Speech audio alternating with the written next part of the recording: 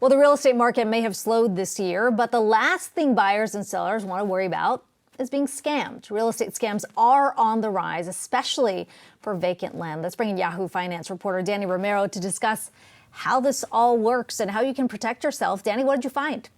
Akiko, seller impersonation is the new crime on the block. Scammers are getting away with minimal paperwork to prove that they actually are the owner of that property. They're doing their research, they're going through public records, and now with technology, transactions can be done via phone, via email, and so they're impersonating using fake IDs of these owners.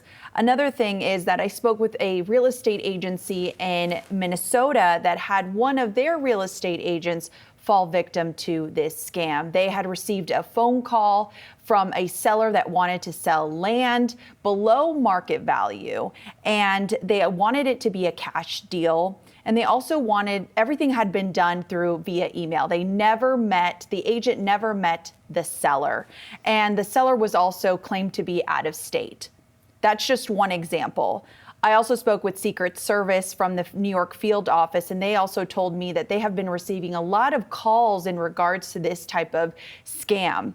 In 2022, the FBI also reported that they had received over 11,000 real estate complaints that totaled to over $396 million. So this is not just happening in one area, it's across the board. Other data also shows from Certified ID that 77% of real estate professionals have reported that they are experiencing more of this seller impersonation scams over the last 6 months. This really does highlight the current dynamics of what's going on in the housing market. There's low inventory. Real estate agents there's not a lot of deal making going on. And so scammers know that, and they know who to target. And so with that in mind, obviously a lot of people are trying to get into a home and quite desperate because of the affordability issues. Key red flags people should look out for. Some of the red flags is that the seller wants to sell below market value.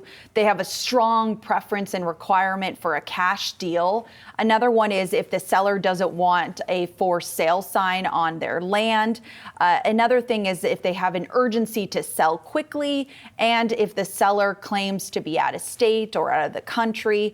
And another one, if the seller never communicates in person or through video, they prefer email or text. And another thing to highlight is that if for a buyer that has fallen victim to this scam, one way to regain your money is to file a claim through your title insurance. That's just one method. Another one is to contact police and file a claim with them. Those are just some of the options on the table.